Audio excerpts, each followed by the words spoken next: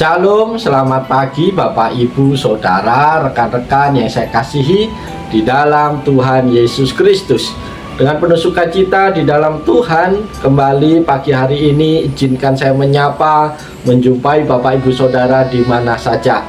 Melalui program motivasi pagi, kita akan belajar firman Tuhan pada pagi hari ini yang terambil di dalam Injil Markus pasal 10 ayat yang ke-45. Yang berbunyi demikian, karena anak manusia juga datang bukan untuk dilayani, melainkan untuk melayani dan untuk memberikan nyawanya menjadi tebusan bagi banyak orang. Amin. Bapak, Ibu, Saudara terkasih, firman Tuhan pada pagi hari ini menegaskan tema hakikat terbesar melayani dan berkorban. Dunia kita memiliki standar yang sangat jelas tentang apa itu kebesaran. Orang besar adalah mereka yang memiliki banyak pelayanan, mereka yang duduk di kursi kehormatan, dan mereka yang perintahnya dipatuhi oleh banyak orang. Namun dalam Markus 10 ayat 45, Yesus menjungkir balikan seluruh logika dunia tersebut. Ada 3 hal mendalam yang dapat kita pelajari dari bagian firman Tuhan ini. Pelajaran yang pertama, merendahkan hati sang raja, bukan untuk dilayani. Saudara-saudara terkasih, Yesus menyebut dirinya anak manusia. Gelar kemuliaan yang menunjukkan bahwa ia adalah raja atas segala raja. Sebagai pencipta alam semesta, ia punya hak mutlak untuk menuntut penghormatan dan pelayanan dari setiap makhluk. Namun ia memilih untuk menanggalkan jubah kemuliaannya. Ia datang tanpa karpet merah. Ia mengajar kita bahwa harga diri seorang anak Tuhan tidak ditentukan oleh seberapa banyak orang yang melayani kita, melainkan oleh kerelaan kita untuk merendahkan hati. Pelajaran yang kedua adalah makna kebesaran, yaitu melayani. Saudara-saudara terkasih, Yesus berkata ia datang untuk melayani. Hidup Yesus adalah rangkaian pelayanan. Ia menyentuh orang kusta, mendengarkan yang terpinggirkan, dan membasuh kaki murid-muridnya. Melayani bukan berarti kita lemah. Melayani adalah kekuatan yang terkendali. Kebesaran di dalam kerajaan Allah tidak diukur dari seberapa tinggi jabatan kita, tetapi dari seberapa besar manfaat hidup kita bagi orang lain. Pelajaran yang ketiga, pengorbanan total, yaitu menjadi tebusan. Bapak, Ibu, Saudara yang dikasihi Tuhan, pelayanan Yesus mencapai puncaknya di atas kayu salib. Ia tidak hanya memberikan tenaga atau waktunya, tetapi ia memberikan nyawanya menjadi tebusan.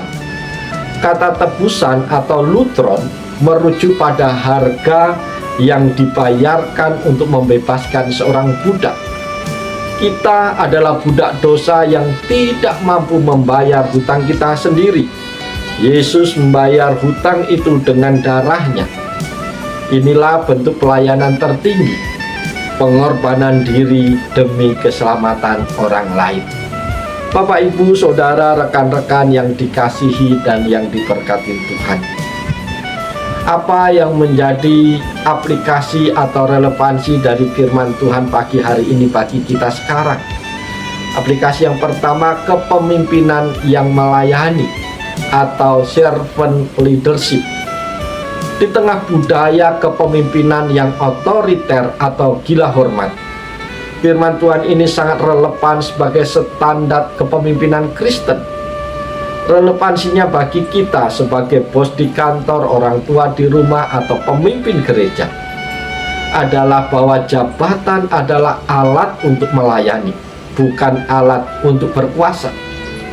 Seorang pemimpin sejati adalah orang pertama yang peduli pada kesejahteraan anggotanya.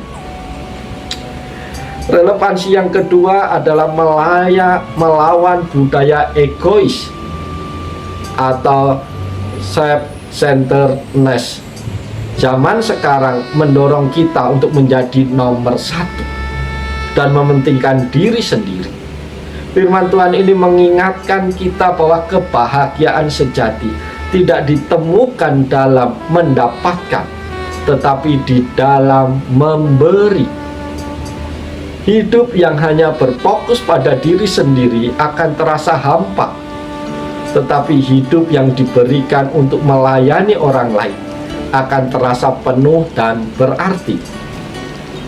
Yang ketiga, dasar rasa syukur dan penghargaan pada diri. Saudara-saudara, banyak orang merasa dirinya tidak berharga atau tidak berarti.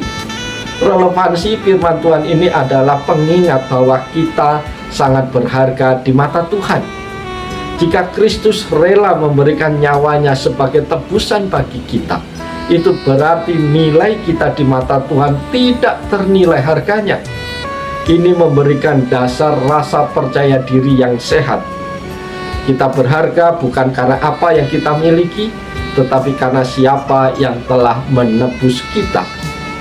Yang keempat, mengubah motivasi dalam berbuat baik. Sahabat-sahabat yang dikasihi Tuhan, kadang kita berbuat baik karena ingin dipuji atau ingin mendapat balasan. Yesus melayani tanpa mengharapkan balasan. Bahkan ia melayani mereka yang nantinya menyalibkannya.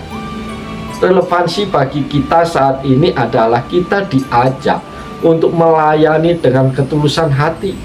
Kita melayani orang lain bukan supaya kita dianggap baik, tetapi sebagai respon syukur karena Kristus sudah terlebih dahulu melayani dan menyelamatkan kita.